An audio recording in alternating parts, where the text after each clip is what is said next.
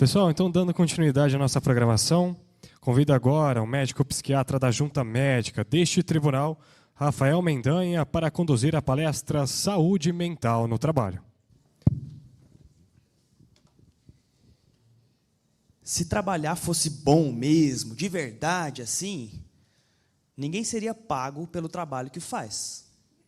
Alguém discorda? Não há quem discorde disso. O que nem todos concordam é que é possível sim trabalhar e ainda assim ser feliz, saudável e equilibrado dentro e fora do trabalho. O mês é janeiro branco, a gente está aqui para falar da pauta de saúde mental e eu hoje venho com a missão de unir a saúde mental à nossa prática no trabalho. Aos amigos que já me conhecem, é sempre um prazer estar aqui, voltar aqui nessa casa, que é a terceira vez que a gente conversa, né? Prazer revê-los. Aos que ainda não me conhecem, muito prazer. Meu nome é Rafael Mendanha, eu sou médico, sou psiquiatra, também pós-graduando em Medicina do Trabalho. Sou professor e coordenador no SEMBRAP, Centro Brasileiro de Pós-Graduações, e também sou médico psiquiatra, perito lá na Junta Médica. Sou servidor aqui, como vocês. Isso é o que vocês vão encontrar lá no Lattes, no LinkedIn, é a parte formal. O que não está escrito lá é a alegria que eu tenho de ser casado com a mulher mais linda desse mundo, Mariana, que está aqui comigo hoje. Obrigado mais uma vez por ter vindo. De ser filho, de ser irmão, ser neto, amigo, e extremamente feliz em todos esses papéis que eu exerço. E talvez aqui já comece uma primeira provocação, porque para muitos, vida boa é sexta-feira às 18 horas, é a happy hour. É quando a nossa vida de segunda a sexta finaliza e sim vale a pena viver de sexta a domingo. Mas talvez o segredo seja unir momentos de felicidade entre o CPF e o CNPJ. Feliz daquele que consegue unir e experimentar um pouco disso no seu dia a dia. E é mais uma vez sobre isso que a gente vai conversar aqui hoje. Para falar sobre esse tema, trouxe várias bases de dados científicas, validadas internacionalmente, outras nem tanto, como é o caso desse livro, Vozes da Minha Cabeça, assim carinhosamente apelidado, porque não foi publicado, mas é de onde eu tiro grande parte das reflexões que faremos aqui juntos hoje. Vamos lá, para falar sobre esse tema, convido vocês para uma viagem histórico-sociológica, começando lá em Adão, finalizando em Durkheim. Porque segundo o livro de Gênesis, no seu capítulo 2, Deus colocou o homem no jardim do Éden para cuidar dele e cultivar dele. Adão não estava lá no jardim do Éden de férias, tranquilo, no spa. Não, ele tinha muito trabalho. Ele tinha que dar nome para todos os animais e, convenhamos, tinha muito, hein? Ele tinha que cuidar de todas as plantações, aparar os galhos e por aí vai. Só que naquele momento o trabalho não era visto como algo penoso, ele fazia possivelmente com o coração cheio de alegria. Mas aí ocorre aquele episódio da maçã, as coisas mudam e a partir dali a coisa mudou. O trabalho toma um outro lado que a gente não queria. Com o suor do seu rosto é que você passa a comer do seu pão. Opa, a coisa mudou. O trabalho não é mais tão divertido assim como Adão parecia trabalhar. Isso tem tudo a ver com a origem etimológica da palavra trabalho. Vocês podem ver, trabalho vem de tripalium. E o que é tripalium? É uma estrutura de madeira, onde a gente prendia escravos e animais para serem açoitados, aferrados. Olha que interessante, trabalho é penoso, trabalho é tortura. Legal, né? Será que o tema é esse mesmo? Será que vocês entraram na sala certa? Porque a ideia era falar de saúde mental no trabalho. E até o momento a gente só foi rebaixando, né? Ninguém está mais feliz do que estava no começo ao perceber que trabalho é tortura.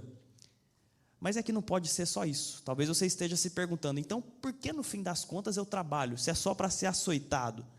E aqui eu quero propor inicialmente 3 caminhos, para os quais podemos ver que o trabalho tem sim funções interessantíssimas para a gente. O primeiro e mais óbvio é o do sustento, o negócio. Negócio é a negação do nosso ócio. Eu abro mão do meu tempo livre, eu abro mão do tempo que eu estaria fazendo outra coisa, eu empreendo no trabalho e ao final daquele mês eu recebo o meu salário. Assim chamado porque quando criado não existia Pix, Bitcoin, era pago em sal, daí o nome salário. Convenhamos, só por essa função o trabalho já é fundamental para a nossa vida. É por conta do nosso salário, que vem do nosso trabalho, que vestimos, que comemos, que temos aonde dormir. Convenhamos, se fosse só isso, já estava tudo bem. Mas não pode ser só isso, porque senão todo mundo ia querer aquele trabalho que dá a maior remuneração. Hoje, por pesquisas no Brasil, tabelião de cartório, por exemplo. E não é bem isso que acontece. Eu me lembro quando eu estava no pré, e a minha professora do pré, a tia Ned, virou para a gente e perguntou: e aí, o que vocês querem ser quando vocês crescerem? Uns disseram advogado, jogador de futebol, modelo, arquiteta, médica, farmacêutica. Eram diversas as respostas. Porque, é claro, dentro de nós e desde crianças existe algo que nos joga, nos impulsiona para determinada atividade. Curioso é que, recentemente, eu reencontrei a tia Ned. E ela me perguntou: e aí, o que você vai ser quando você crescer? Acho que ela não entendeu que eu tinha chegado no limite, né, assim, da estatura. Era aquilo ali mesmo, ela não entendeu. Mas foi um prazer reencontrá-la. Fato é que o trabalho se comunica diretamente com a nossa identidade. Aquela criança que dizia: eu vou ser farmacêutico quando eu crescer. Ela cresce e aquilo faz parte do seu desenvolvimento, da sua personalidade. De forma que, quando adulta, o seu CPF se une de forma simbiótica e saudável com o seu CNPJ. Assim, é bem provável que, se você acaba de conhecer uma pessoa que você nunca viu na vida, você se apresenta: meu nome é Rafael, tenho 27 anos, 30 segundos de conversa e eu sou médico. Olha que interessante. A nossa profissão torna-se carta de apresentação, torna-se identidade. E pode ir ainda mais profundo do que isso. Mais que a nossa identidade, pode ter tudo a ver também com a nossa vocação. Porque a natureza é muito sábia. Ela colocou em cada um de nós um conjunto de aptidões físicas, cognitivas, emocionais, para exercer determinado tipo de atividade. Assim, é evidente que eu não fui escolhido com as habilidades para ser um jogador de basquete. Ninguém tem dúvida disso. Muito menos Ayrton Senna. Mas ele tinha as habilidades suficientes para ser piloto de Fórmula 1. Mas imaginem que ele não tivesse sido piloto. Ele resolveu se tornar arquiteto. Excelente arquiteto, tá? Nota 10, fazia projetos lindos. Mas se fosse esse o caso, então aquela curva, depois da reta de Interlagos, não seria o S do Senna. Seria só mais uma curva. Certamente Ayrton Senna, arquiteto, teria feito belos projetos e alegrado muitas pessoas. Mas uma nação inteira deixaria de comemorar todas as suas vitórias e choraria tanto pela sua perda. De forma semelhante, imaginem Michael Jackson. Ele abandonou os palcos, ele resolveu virar farmacêutico. Ajudaria muita gente, com certeza. Talvez seria o melhor farmacêutico do bairro, da cidade. Mas se fosse esse o caso, não existiria para nós Billie Jean. Thriller seria só um gênero, um filme de terror. E nenhuma criança passaria sua infância tentando copiar o Moonwalk.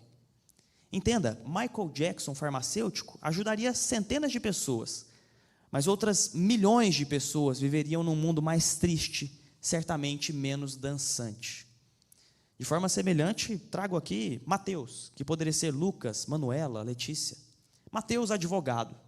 Somente Mateus, com todas as habilidades que ele tem, com todo o conhecimento técnico jurídico, com toda a perspicácia de advogado, com toda a sensibilidade na conexão com seu cliente, somente Mateus poderia livrar o seu cliente de uma acusação injusta, levando-o à absolvição.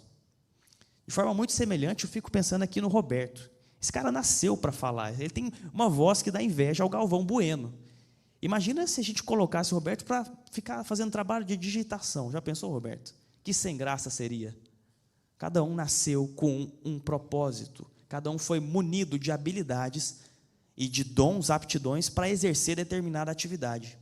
Os gregos chamam esse conjunto de atividades de daimon interior. E quando essas habilidades que o universo nos dá, nós pegamos isso, desenvolvemos, devolvemos ao mundo na forma de excelência, chamamos esse momento de eudaimonia, que é quando a gente pega tudo isso e se encaixa ao universo como uma verdadeira engrenagem. E pelo menos por um instante, a gente pode fazer o mundo uma fagulha mais feliz. E eu tenho certeza que nesse momento você precisa assumir, você também foi mais feliz. Os gregos aplaudem de pé. Sua mãe, seu pai também. E certamente você estará mais feliz por aquele que fez. Assim, o trabalho é tão importante na nossa vida, que se fosse possível trazer René Descartes aos dias de hoje, parafraseá-lo, talvez ele dissesse: trabalho logo existo. Porque se eu tiro o trabalho de mim, eu tiro o meu sustento, eu tiro, claro, a minha identidade, eu apago o meu passado, eu apago a minha vocação, aquilo que há de mais forte no meu interior. Eu posso me apagar da história. E aqui não é só no sentido figurativo, pode ser também no sentido literal. Quem percebeu isso de forma muito interessante foi Gonzaguinha. Ele mesmo disse: o homem se humilha se castram seu sonho é a sua vida, e vida é trabalho. E sem o seu trabalho, o homem não tem honra, e sem a sua honra, se morre, se mata. Mata-se figurativamente, mata-se literalmente. Eu sei que o janeiro é branco, mas é que setembro não pode ser o único momento para a gente falar de algo tão importante como o suicídio, por isso vamos amarelar o ano inteiro. Trago aqui Durkheim, sociólogo, que estudou o suicídio enquanto um fato social. E ele percebeu que quanto mais frágeis fossem as relações sociais de um indivíduo, maior o risco desse indivíduo cometer o suicídio. E ele fez uma comparação muito clara entre grupos diferentes para essa tese que ele tinha, que se confirmou. Primeiro ele pegou solteiros contra casados. E ele percebeu que solteiros tinham um risco maior de suicidar do que casados. É isso mesmo, vocês ouviram bem. Não era solteiro que tinha vida boa? Sai a hora que quer, vai aonde quiser, conversa com quem quiser, namora com quem quiser. Mas como assim? Não é essa a vida boa?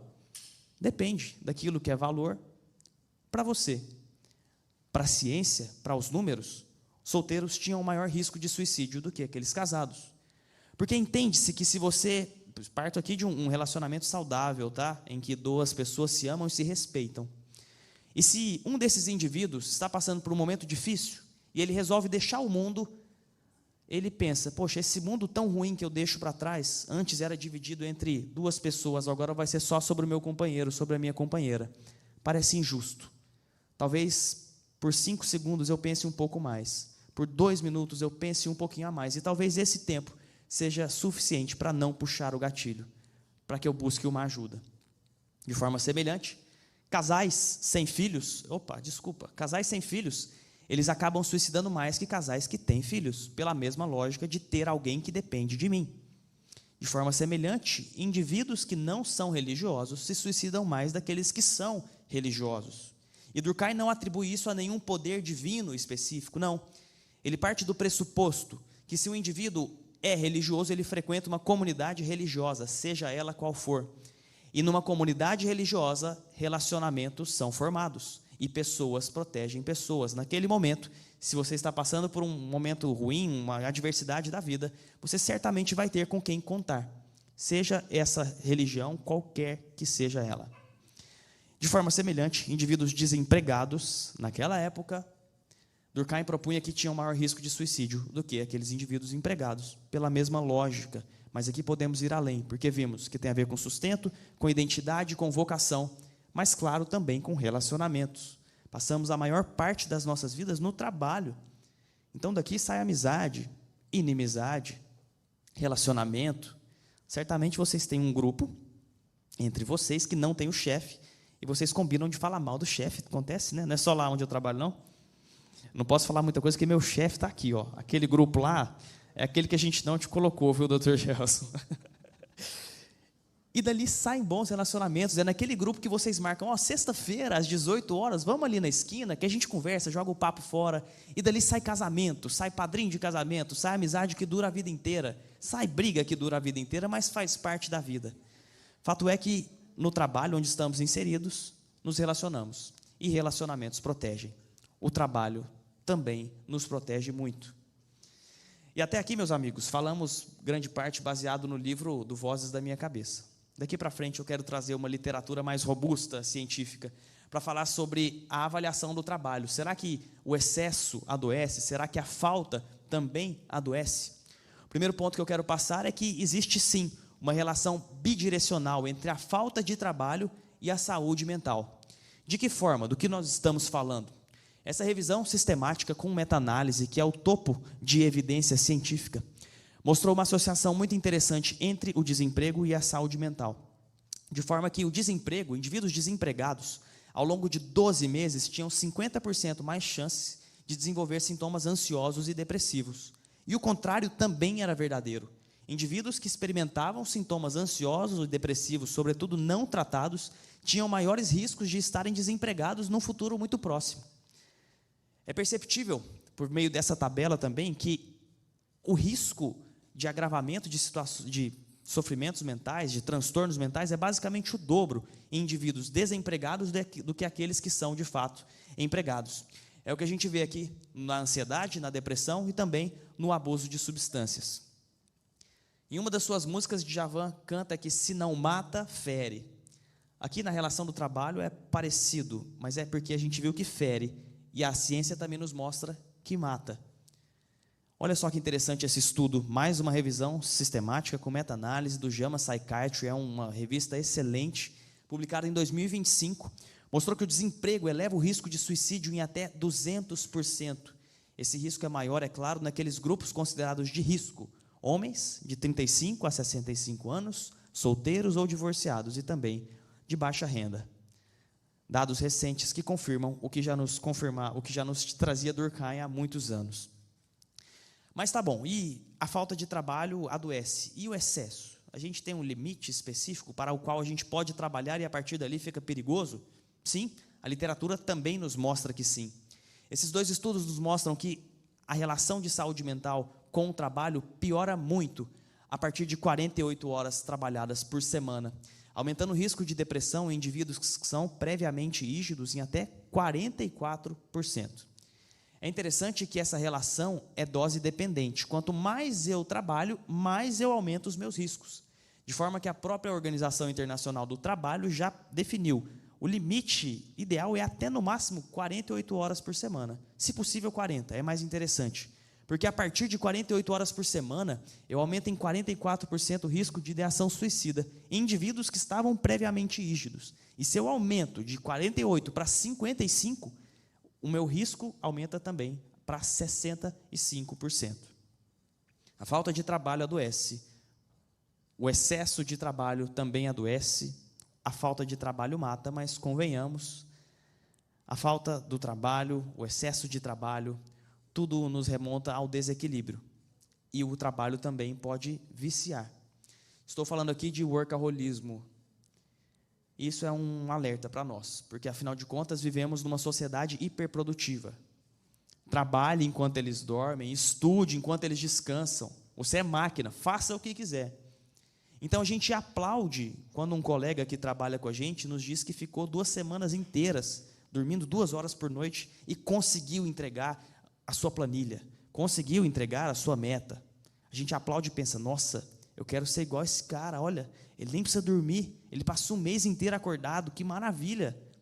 E ele vira para você e diz, é porque eu amo isso, eu sou viciado em trabalho, isso aqui é a minha vida.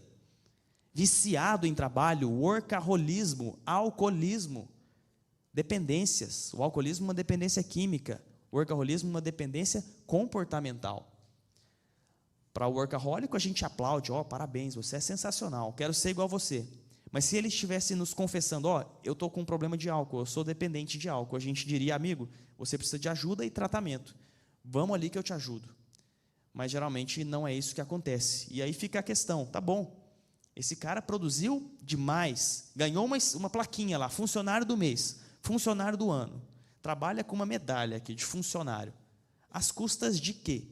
O que você não vê que somente ele sente e que você inveja? O que os estudos nos trazem? Esses indivíduos que são workahólicos, certamente, têm maiores índices de ansiedade, depressão, insônia absurda, abuso de substâncias, burnout, redução de qualidade de vida. E aí você pode pensar, eu sou assim, mas não é porque eu quero, não. É por conta do meu trabalho que demanda demais de mim, eu não tenho outra opção. Mas se isso fosse verdade, todo mundo na sua sala também seria workahólico. Todo mundo adoeceria do mesmo jeito. E no mesmo ambiente, indivíduos adoecem de forma diferente. Porque a gente não consegue adoecer daquilo que a gente quer, a gente adoece do que pode adoecer. Isso tem a ver com fragilidade pessoal, personalidade, genética. Os estudos nos mostraram que existem 2 variações da personalidade que são importantíssimas e favorecem o workaholismo e, claro, o mal-estar psíquico. São elas o neuroticismo e o perfeccionismo. Neuroticismo é um traço da personalidade que nos faz experimentar afetos negativos com maior facilidade. É um indivíduo que, ao olhar um copo, vai sempre achar aquele copo meio vazio, nunca meio cheio. E o perfeccionismo, vocês sabem bem, porque possivelmente, quando passaram no RH para de fato ingressarem aqui, o pessoal perguntou: e aí, qual que é o seu ponto mais forte? Eu sou bom, eu trabalho em equipe. E qual que é o mais fraco, o pior ponto negativo seu? Eu sou perfeccionista. Está aí uma característica que é aplaudida, como se fosse algo bom, mas na verdade não é. Os estudos nos mostram que essa rigidez, essa extrema dedicação ao trabalho ou qualquer outra atividade, em última instância, é uma forma de lidar com emoções negativas e que leva, claro, ao adoecimento. Ocorre que há homens que trabalham como se fossem viver para sempre. Quem disse isso foi Demócrito de Abdera, filósofo grego pré-socrático. Percebeu no século V antes de Cristo que naquela época já tinha muita gente se dedicando excessivamente ao trabalho em prol de outras atividades. Nos dias de hoje, o que vemos? Longas jornadas de trabalho, horas extras intermináveis, indivíduos que vendem as suas férias, trocam seu descanso do fim de semana, trocam momentos de família, momentos ricos, que não voltam atrás, pensando que mais na frente vão conseguir, de alguma forma, recuperar isso, mas esse tempo não volta.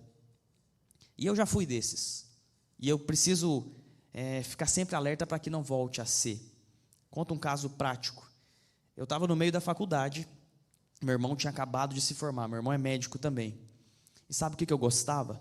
Quando a gente fazia reunião de família no fim de semana, à noite, enfim, algo bem descontraído, social. E o meu irmão não estava, e eu curtia muito aquilo. Não pela ausência dele, eu amo muito meu irmão, mas eu achava bem legal quando alguém perguntava: e o Caio, cadê? E alguém respondia: ele não está aqui não, ele está de plantão. Mas não é domingo à noite, sábado à noite? Pois é, ele trabalha muito. Nossa, eu queria aquilo para mim, aquele distintivo de honra. Eu queria me ausentar e queria que alguém perguntasse por mim e eu estaria trabalhando, e aquilo seria o máximo. De lá, na minha ausência, eu estaria comemorando. E assim eu almejei, sonhei com isso todo esse tempo, até que eu me formei, e a realidade veio. Assim eu fiz. Trabalhava muito, estava na residência, ia dar plantão durante a semana, à noite, e fim de semana também. Então, no domingo, eu acordava às 7 da manhã, 7 eu estava no plantão, saía às 7 da manhã na segunda-feira, já ia na residência, à noite tinha plantão de novo, depois terça, residência de novo, e eu só ia voltar para casa na terça-feira à noite. Comecei a perceber que aquilo que eu glamorizava não era lá tão legal, que trabalhar desse tanto e me ausentar desse tanto, deixar de ter tempo rico e de qualidade com a minha família não era tão legal, que a solidão da madrugada no plantão não valia a pena, não tinha dinheiro que pagava o tempo que eu estava perdendo com aqueles com quem eu amo. Comecei a perceber também irritabilidade, alterações de sono, vontade de brigar no trânsito, comecei a fazer mal a mim e aos que estavam ao meu redor. Isso era insustentável, mas tinha um objetivo, eu não fazia aquilo com a maior alegria do mundo. Foi por um objetivo claro, eu estava noivo, eu precisava casar, precisava juntar um dinheiro, vocês sabem bem como é, então tinha começo, meio e fim, tinha objetivo. E aí eu não estou aqui para falar, romantizar a vida, em alguns momentos da vida vai ser preciso trabalhar com sobrecarga. Tanto é que a própria legislação brasileira prevê horas extras. É normal, em algum momento haverá sobrecarga e você será remunerado por isso, inclusive. Mas o que não pode acontecer é algo extraordinário, tornar-se ordinário, corriqueiro, que é o que muitos fazem. A vida exige de nós essa flexibilidade, como já previa Guimarães Rosa. A vida é isso, esquenta, esfria, aperta, afrouxa, sossega e desinquieta. O que ela quer da gente é coragem. Coragem para quê, você me pergunta? Coragem para patrocinar a dor da madrugada não dormida, a ausência dos encontros de fim de semana por algo que vale a pena, que esteja alinhado com a sua vontade, com os seus valores. Sumir durante um mês porque precisava entregar um TCC, terminar um curso super importante, e valeria a pena. Para você, na sua conta, vale a pena. Mas coragem para dizer não, isso para mim não vale. Na minha conta, eu fiz a matemática, não vale ficar tantos dias sem dormir em prol de uma tarefa que não está alinhada com os meus valores, com os valores com os quais eu defendo. Coragem para dizer isso. Fato é que algumas pessoas tomam o caminho da hiperprodutividade e escolhem dizer não. Dizem sim para tudo, e para isso acabam fazendo uso de alguma coisa, alguma substância que permita que ele trabalhe de forma sobre-humana. É claro, isso não acontece aqui no fórum, nenhum servidor do tribunal faz uso de nenhuma substância, não precisa rir, não precisa olhar para o colega, nada disso. Mas em outros locais, fora daqui, vocês sabem que existem algumas pessoas que usam substâncias não prescritas para ter uma melhora de desempenho. Aqui eu estou me referindo aos psicoestimulantes, principalmente. Ritalina e Venvance, vocês já devem ter ouvido falar esses nomes, né? Nunca ouviu falar, né? Não, prazer, estou te apresentando agora. Não tem aqui não tem. Já procurei, está em falta, mas lá fora tem.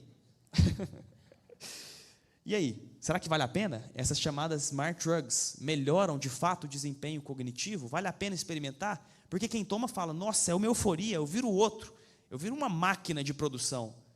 O que a ciência nos traz de forma bem clara? É que nenhum ganho de performance supera qualquer um dos riscos. Existe ganho de performance? Pode até existir, mas é realmente subjetivo, o indivíduo se percebe melhor. Na prática, quando ele toma e vai fazer testes analisados cientificamente, não melhora assim. Pelo contrário, é uma euforia cognitivamente desorganizada.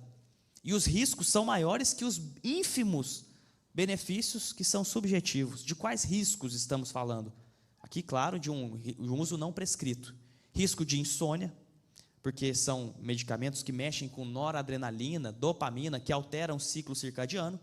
Então, eu quero ficar bem mais produtivo, eu tomo à noite, que eu perco o sono e trabalho pra caramba. Mas é no sono que a memória se consolida. É no sono que as toxinas são limpadas do nosso cérebro. Não vai adiantar.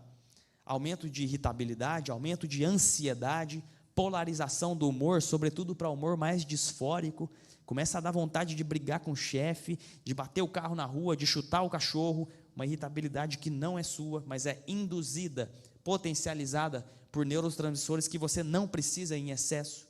Então, em última instância, não vale a pena. E reforço, uso não prescrito. São medicamentos excelentes para aqueles que têm indicação de usar, mas para aqueles que não têm, o risco não vale a pena. Então, se alguém oferecesse em algum momento da vida isso cruzar com você aqui, você já sabe qual é a resposta. Eu fiz a conta e acho que não está valendo a pena. Bom, então como que a gente vai fazer para manter a nossa saúde mental aqui dentro, enquanto estamos no trabalho e fora do trabalho também? Aqui não tem segredo, tá, gente? Somos divididos em 4 partes e divididos e integrados também em 4 partes.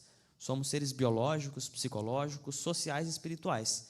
Pensar em saúde dentro e fora do trabalho é pensar que essas 4 áreas precisam ser trabalhadas. Partindo do ponto biológico, não tem segredo, tá? Corpo são em mente sã. Frase de tremenda sabedoria antiga que não mudou até hoje. Não há de se pensar uma mente saudável num corpo adoecido, ou um corpo adoecido vivendo numa mente saudável. Isso parece não dar certo. E o que a gente tem que fazer do ponto de vista biológico para ficar bem?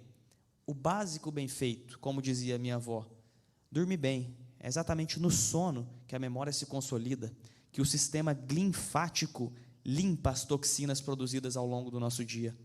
Qualidade de sono tem a ver com melhora de performance cognitiva, melhores ferramentas para lidar com estresse, ansiedade, depressão e por aí vai. Mas não basta isso, é preciso também uma boa alimentação. Vivemos na era dos ultraprocessados, que nos inflamam o tecido adiposo, e não dá para pensar em aumento de inflamação adiposa do pescoço para baixo. O corpo é um só, tudo se inflama. Cérebro inflamado não trabalha bem. É preciso cuidar disso também. E, claro, uma boa atividade física. Não vivemos para inércia. Vivemos para manter o nosso corpo em movimento. Então, você consegue fazer academia todo dia? É evidente que não. Mas a gente tenta dentro do possível. Isso aqui a gente tenta equilibrar. Em algumas semanas não vai dar, mas na outra a gente volta. Não dá para imaginar isso aqui perfeitamente rolando todo dia. Isso aqui é coisa de livro. Na vida real, a gente tem que tentar ao máximo se aproximar disso aqui. Então, quer dizer que não existe um remédio milagroso, uma pílula, um soro na veia que vai melhorar demais? Não, não existe. Aqui, o segredo é que a gente se cuide, é trazer o autocuidado para cá. Bater no peito e pensar, a responsabilidade é minha. Eu preciso disso aqui para me sentir bem, física e mentalmente. Mas não para por aí, temos também o eixo psicológico, é evidente. Somos divididos nisso também. Até porque, imaginem vocês, o melhor antidepressivo do mundo, que trata 100% das depressões, que não existe, tá? Ele só vai conseguir atuar no ponto de vista biológico. Ainda existem aqui 3 pontos que não foram abordados. O psicológico é um deles. Porque todos nós carregamos na nossa história, nossa personalidade, nossas dores, nossos traumas, nossas angústias, nossos amores, nossas expectativas. Agora imagina conviver com a expectativa dos outros. O trabalho é realmente uma experiência sociológica impressionante, de colocar tanta gente junta e diferente. A psicologia ajuda a lidar com essas coisas dentro de mim e com as coisas dos outros. E você pode se perguntar, e se eu estiver em sofrimento, vou no psicólogo primeiro ou no psiquiatra? Minha sugestão, aquele que tiver uma vaga primeiro para você. Quem tem dor, tem pressa, é para já. Um bom psiquiatra, eu acredito que vai saber indicar um bom psicólogo e vice-versa. Trabalham de mãos dadas, não há de se pensar um sem o outro.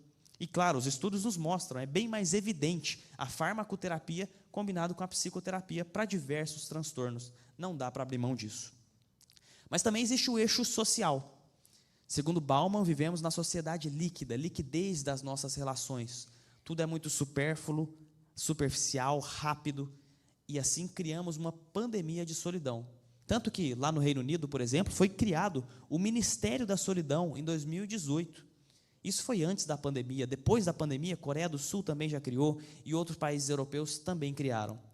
Percebemos que a solidão é um grande mal do nosso século. E os estudos nos mostram isso também, olha que interessante. A solidão aumenta o risco de mortalidade nas mesmas proporções que fatores de risco como tabagismo e obesidade. É isso mesmo? Obesidade e tabagismo matam tanto quanto a solidão.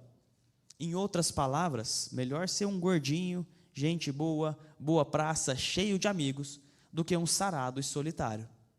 De acordo com esse estudo, os dois têm a mesma saúde, por incrível que pareça. É preciso cultivar bons relacionamentos, porque eles nos protegem, de preferência aqueles reais.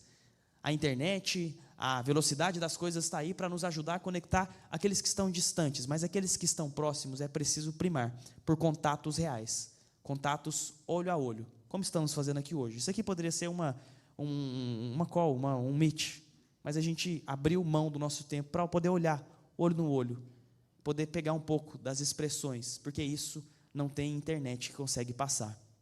É preciso se conectar com boas pessoas ao nosso redor.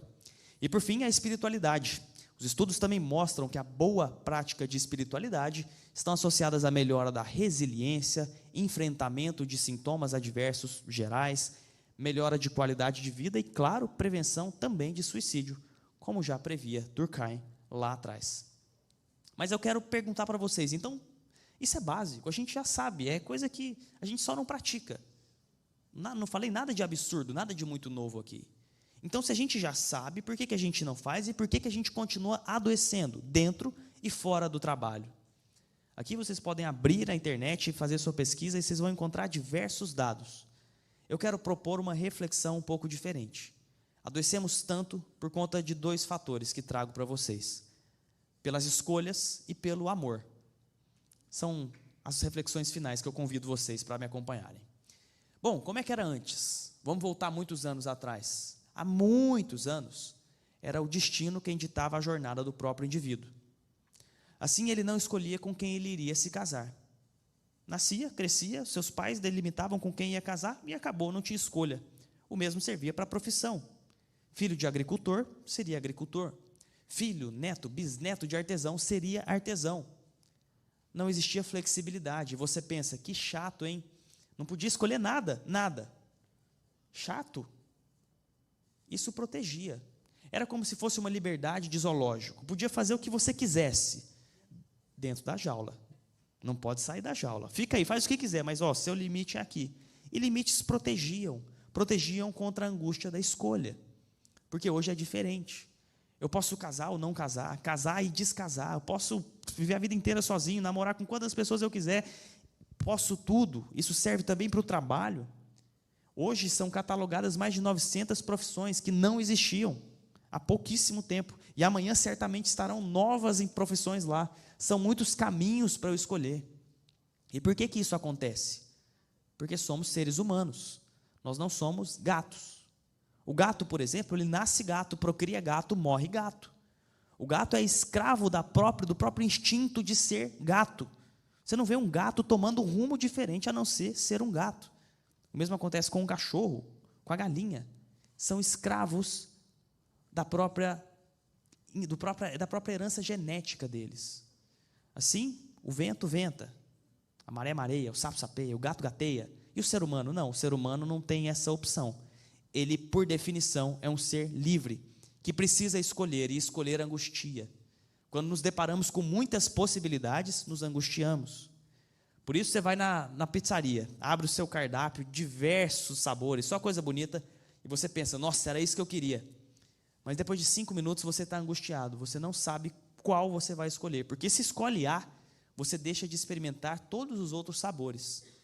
E isso não serve só para pizza, isso serve para a pessoa com quem você escolhe se relacionar, com o trabalho que você escolhe trabalhar, com o lugar para onde você escolhe viajar. Todas essas são escolhas, e escolhas angustiam. Quem disse isso não sou eu, mas sim Kierkegaard, o pai do existencialismo. Ele nos diz que existir significa escolher. Mas essa não é a riqueza, mas sim a miséria do homem. Justamente porque tudo isso nos angustia. E angustia ainda mais porque as nossas escolhas são baseadas, sobretudo, no amor. Quando escolhemos por amor. Mas de que amor é que nós estamos falando? Existem vários, definição muito aberta de amor. Eu vou trazer aqui para vocês 3 amores. O primeiro deles, o proposto por Platão. Platão nos propõe o amor como eros. E eros para Platão é desejo. Assim, para Platão, amor é desejo. E o que é desejo? Eu desejo aquilo que me faz falta. Esse nome eros vocês já devem ter ouvido em algum lugar. Erotização, erótico, isso faz parte do nosso cotidiano. Então, se eu amo com o amor platônico, o amor eros, eu amo somente aquilo que desejo. Então, eu não amo o carro que já está na minha garagem, eu amo o carro que está lá na concessionária, que não é meu, que eu desejo, mas não tenho. E quando eu vou lá e compro, e ele está na minha garagem, eu já não amo mais ele, eu amo o próximo, porque eu só amo o que desejo, e eu só desejo o que me faz falta. Isso serve para o carro da garagem, para o celular que está na vitrine, isso serve para o trabalho que já é o meu. Se eu amo com amor platônico, desejante, erótico, eu nunca vou ser feliz com o trabalho que já é o meu. Eu vou sempre querer o trabalho que é o próximo, a promoção que eu ainda não tenho, o salário que ainda não tenho, o cargo que ainda não é o meu, o nome do crachá que ainda não está escrito. É sempre lá. A alegria é sempre lá. E nós fomos adestrados a amar com amor erótico. Assim funciona o capitalismo. Ou vocês já viram alguma coisa do tipo, tá bom, você comprou seu celular, guarda seu cartão de crédito. Você comprou uma roupa nova? Guarda, não precisa mais, você já tem muita. Não, você comprou e aquilo que você comprou já está supérfluo em 2 dias. Você precisa adquirir mais. Espero que você tenha entendido que amar com amor platônico é um saco sem fundo. É como um cachorro correndo atrás do próprio rabo. Você nunca vai encontrar a felicidade plena aí. Mas tem a sua função importante. Porque é no eros, no desejo pela falta, que nos impulsionamos à vida, não é verdade? Não é porque desejamos algo melhor que fazemos um curso a mais, que nos esforçamos, que queremos melhorar o nosso currículo para trabalhar melhor, para ter mais valor para entregar. Então eros é importante, mas só eros é insuficiente. Por isso Aristóteles, um pouco mais à frente, nos propõe o amor filia, que não é eros, não é desejo pela falta, mas é alegria pelo que já está presente. E a coisa começa a ficar mais interessante. Porque se eu amo com amor filia, eu sou alegre pelo carro que já é o meu, o que já está na garagem. Eu sou feliz com o celular que já está no meu bolso. Eu sou feliz com o trabalho que já é o meu, o salário que já é o meu, os colegas de trabalho que já são os meus. Mas perceba, amar também com amor filia é um convite à mediocridade. Já está tudo bom, eu amo tudo assim, me deixa quietinho aqui, eu não preciso melhorar nada, está 100%. E talvez esse também não seja o caminho. Viver uma vida 100% aristotélica é uma vida, em última instância, medíocre. Por isso, um pouco mais à frente vem Jesus Cristo, figura histórica, incontestável e Deus para muitos de nós.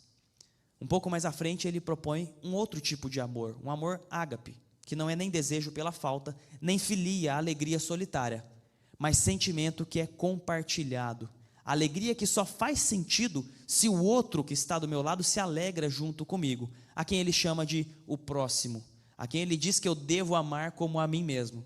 Porque de nada vai adiantar ser uma chama de alegria num oceano de tristeza, ou ser uma usina de pessimismo e choro numa sala que reluz de tanta alegria. Esses dois indivíduos vão se contaminar e não vai fazer sentido. Só fará sentido se a minha alegria puder alegar ao outro. Só vai fazer sentido se o meu amor puder alcançar também o outro. Porque melhor que rir é rir com alguém rindo ao seu lado. Sorriso dividido é sorriso dobrado, segundo Gabriel Pensador. Por isso, o que proponho é ser 100% em cada um desses amores. Ame 100% com amor erótico, deseje aquilo que você não tem, dentro e fora do trabalho. Isso é importante para nos movimentar. Mas ame 100% filia, se alegre com o que você já tem no hoje, no agora. Senão não vai fazer sentido essa vida. Você vai buscar e não vai encontrar em lugar nenhum. Mas, por favor, compartilhe essa alegria e esse amor com aqueles que estão próximos. Zele pela alegria, pelo amor daqueles que estão ao seu lado. Amores equilibrados, vida equilibrada, leve e possivelmente mais feliz, dentro e fora do trabalho. Mas eu sei que a gente se cansa. Eu sei que nem sempre é possível ficar com esse sorriso todo, com esse amor todo. Por isso, naqueles dias ruins, o meu desejo para vocês é o que os titãs nos desejaram. Desejo que você tenha a quem amar e quando estiver bem cansado, que ainda exista amor para recomeçar. Muito obrigado. Até a próxima, se Deus quiser.